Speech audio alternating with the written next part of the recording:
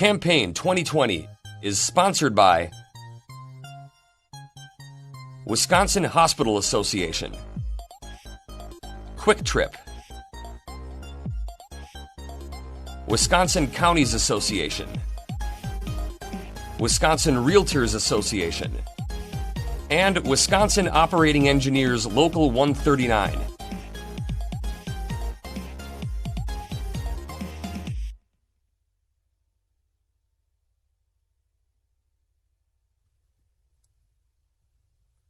Republican Representative Jon Plumer of Lodi is seeking re-election in the 42nd Assembly District. John, welcome back to WisconsinEye. Great to see you again, Steve. Thanks for having me. Well, Governor Evers says legislators like you should be in the Capitol acting on his 9-bill package of policing reforms. It would ban chokeholds. It would require reporting of the deadly force incidents by police officers, ban no-knock warrants, uniform training standards for those that want to be policemen. You support any of those changes, John?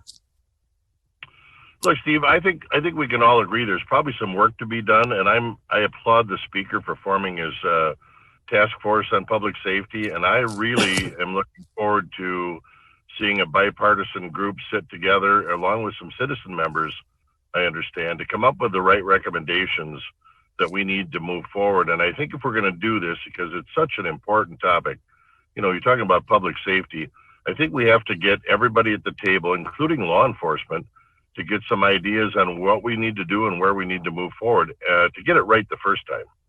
So I have no doubt that we're going to be in session at some point to look at a package of bills, and whether or not any of those 9 are included, I don't know at this point.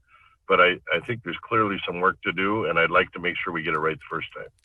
Just a quick follow-up, John. Have you taken a position on any of those 9 bills that are in the governor's package?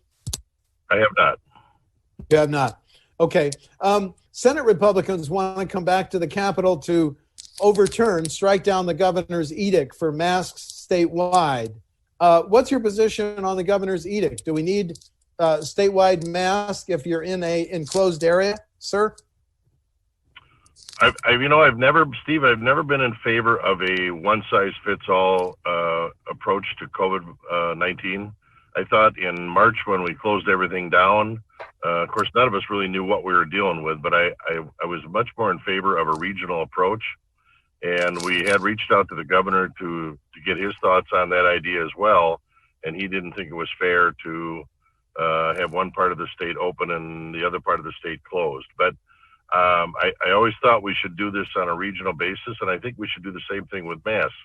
Now, at the same time, I'm not ready to go in and overturn this thing, but I don't necessarily agree with it either. Okay. This dispute in the Capitol over who should draw the next set of congressional and legislative district lines, John. The governor wants a People's Maps Commission. The Constitution says the party in power in the Capitol. Who's right? Well, right now the Constitution is right. Whether or not that needs to change, I think, is a conversation we have to have. But right now, the state constitution says that the legislature draws the maps. The governor can veto them or approve them, and then we move forward from there. Okay.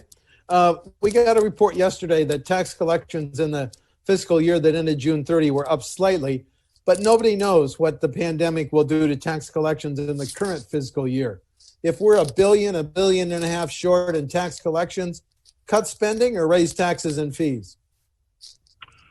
Well, I'm not a big fan of raising taxes, especially when the economy is struggling. I think the fourth quarter is going to be our strongest quarter, to be honest with you. But there's no question the next budget is going to be a very challenging document to put together.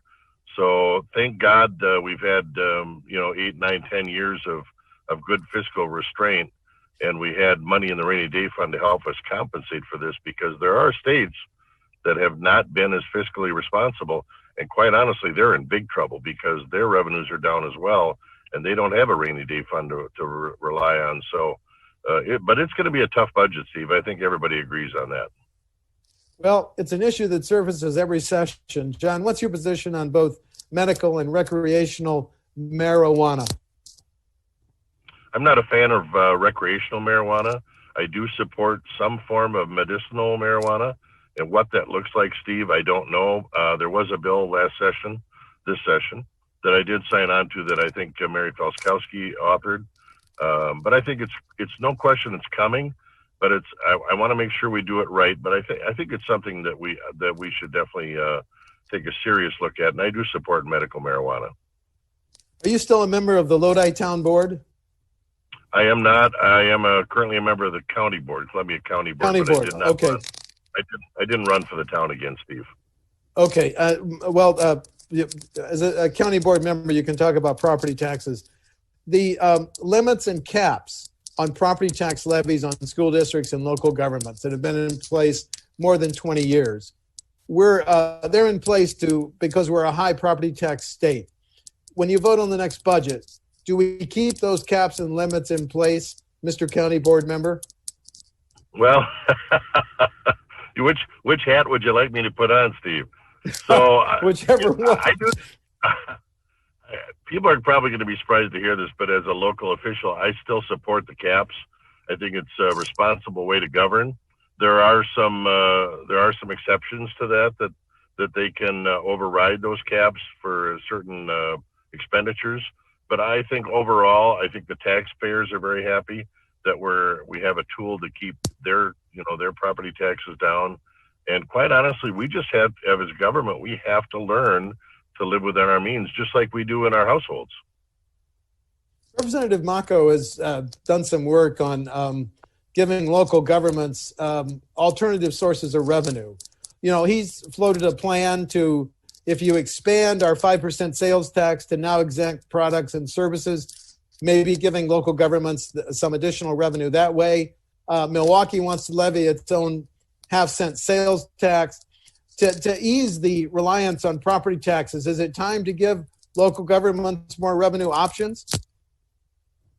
Well, I'll be honest with you, I didn't know they didn't have it now, because I know Dane County has a 0.5% sales tax that was originally designed to fund a new jail. Milwaukee County had it for the Brewer Stadium. I'm pretty sure we had the same thing for the Buck Stadium. So I'm a big fan of local control. So I would definitely be interested in looking at that. The governor last year, as you know, recommended raising the gas tax to stabilize our sources of highway funding. Gas tax 30.9 cents hasn't been raised 10 or 12 years. Could you support a gas tax increase, sir? In caucus we talked about that, and I had mixed emotions on it. But the one thing I hear from my constituents is that they think the gas tax is probably the fairest way to raise revenue, because it's a user fee, and it also draws money out of the pockets of tourists who come to Wisconsin to vacation. So I would have supported it had it come to the floor. My understanding was there was no way it was going to get through the Senate, and so we try not to waste a tremendous amount of time on bills that we know aren't going to survive anyway. Okay. We've seen the role that hospitals have played treating COVID-19 patients, both in Wisconsin and nationally. If you're voting on the next state budget, do hospitals deserve an even greater priority than they might have in the current state budget? Well, it depends. I guess it depends on how much money we have to spend, Steve. I know the CARES Act had money for hospitals, and I hope that has gotten where it was supposed to get. I had numerous conversations during the lockdown with CEOs from hospitals in my area who were bleeding red ink because they weren't doing regular procedures in anticipation of a heavy COVID load, which fortunately never came. But I think it's a conversation we have to have. But once again, the next budget is going to require some real scrutiny on our spending, because our revenue is going to be down, and we're hoping that, like you said, the fourth quarter comes back real strong, and hopefully the first quarter of 2021. Republican leaders in the U.S. Senate say, as part of the next COVID-19 package, businesses and organizations that have complied with CDC guidelines to protect employers and customers from COVID should be exempt from lawsuits, COVID lawsuits. Do we need a state law like that? I definitely think we do, and I'd like to see it done at the federal level as well. I think there's no question that I'm a small business owner along with my wife, and we're doing everything we can to protect ourselves and our customers. And I think we have to do something to provide some protection for small businesses.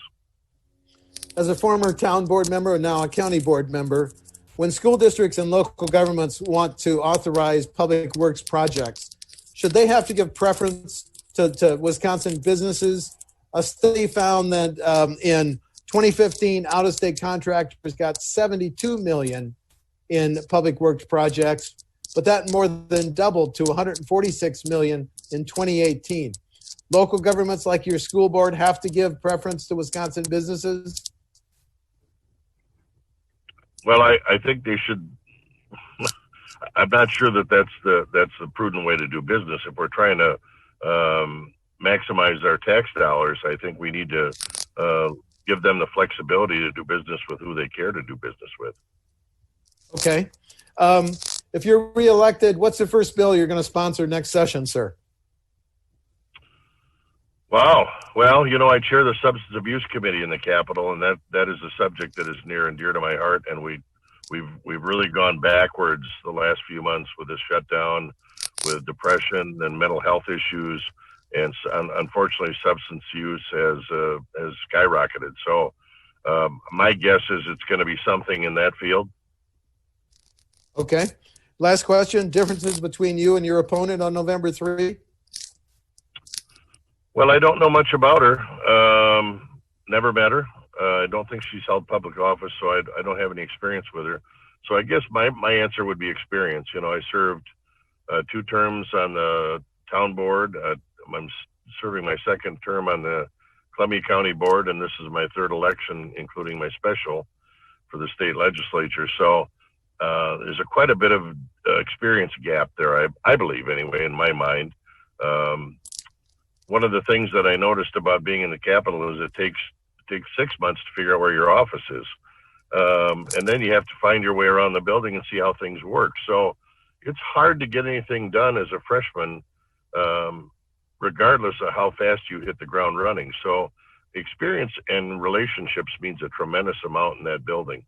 And I'm proud of the fact that I've had all the bills that I passed, I believe, were bipartisan, and one was a unanimous vote in the assembly. So I pride myself as somebody who can work with people on both sides of the aisle, and nobody's ever labeled me extreme anything. So I think those are qualities that serve me well in the assembly, and I look forward to serving my constituents for another 2 years. State Representative Jon Plumer is a Republican from Lodi, seeking re-election in the 42nd Assembly District. Jon, thanks for talking to WisconsinEye. Good to see you again, Steve. Thank you so much. Thank you, and stay safe. Thanks, Jon. Campaign 2020 is sponsored by Wisconsin Hospital Association, Quick Trip, Wisconsin Counties Association, Wisconsin Realtors Association, and Wisconsin Operating Engineers Local 139.